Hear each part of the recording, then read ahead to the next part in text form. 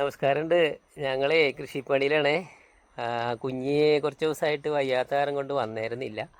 അപ്പോൾ കുഞ്ഞിന്ന് ആക്റ്റീവായിട്ടുണ്ട്. കുഞ്ഞിന്ന് കാലത്ത് തന്നെ അച്ഛൻ്റെ കൂടെ പണിക്ക് ഇറങ്ങിയിട്ടുണ്ട്. കുഞ്ഞ് കാലത്ത് തന്നെ അച്ഛനെ സഹായിക്കാൻ വന്നതാണ്. അണ്ണാറക്കണ്ണനും തന്നിലായതെന്നല്ലേ പറയാം. അപ്പോൾ കുഞ്ഞ് ഇപ്പോൾ ഇതേ കുറച്ച് വള കൊണ്ട് തന്നു. ഞങ്ങളത് ഇതേ വാഴയ്ക്കൊക്കെ ഇട്ടു. പിന്നെ കുഞ്ഞിൻ്റെ നിലപ്പാടം കൊയ്യാടായി തുടങ്ങണ്. ഫെബ്രുവരി ഒരു 15 ആകുമ്പോഴേക്കും കുഞ്ഞിൻ്റെ പാടം കൊയ്യും. അപ്പോൾ എല്ലാവരും കൊയ്ത്തിന് വന്നാൽ സിദ്ധരമാമ കൊയ്യാൻ നേരത്തെ വന്നിട്ട് സിദ്ധരമാമ കറ്റ ചോക്കാൻ ആളില്ലാണ്ട് വിൽക്കണം. സിദ്ധരമാമ വന്നിട്ട് കറ്റൊക്കെ തന്നോളൂ കേട്ടോ. കുഞ്ഞിനാണെങ്കിൽ കൈവേന അങ്ങോട്ട് മാറിയിട്ടില്ല. ഇപ്പോഴും കയ്യിന് തടുപ്പുണ്ട് കുഞ്ഞിന്.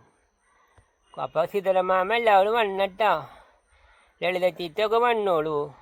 എല്ലാവരും കൂടി വന്ന് കുഞ്ഞിനെ സക്കാച്ചോളൂ. അല്ലെങ്കിൽ കുഞ്ഞിന് ചെന്നാണ് ആ പാപ്പം. കുഞ്ഞിന് പിന്നെ പുള്ളേപ്പിളിസ് കിട്ടിയിട്ടാ. എല്ലാ വിഷയത്തിലും പുള്ളേപ്പിളിസ് കിട്ടി. ഫോഗസ്വാട് അച്ഛൻ ഒപ്പ് തോർത്തു. പിന്നെ എല്ലാ കുട്ടികളും കാപ്പടിച്ചു കുഞ്ഞിന് പുള്ളേപ്പിളിസ് കിട്ടിയപ്പോട്ടാ.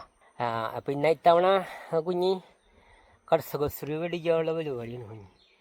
കുഞ്ഞ് കുറേശ്ശെ കൃഷിപ്പണിയിൽ അച്ഛനെ സഹായിച്ച് ഒരു നല്ല കർഷകനാവണം അച്ഛനെ പഠിഞ്ഞത്. എനിക്ക് നല്ലൊരു കർഷകനാണ് മച്ചാൻ. മണ്ണിൻ്റെ മണമുള്ളൊരു മനുഷ്യനായിട്ട് മാറണം കുഞ്ഞ്.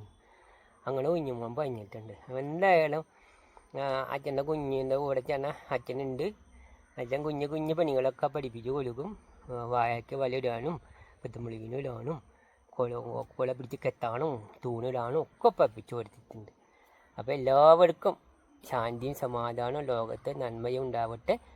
എല്ലാവർക്കും ലോകോ സമസ്തോ സുഖിനോ ഭവന്തു. എല്ലാവർക്കും നമസ്കാരം കേട്ടോ. ഓക്കേ.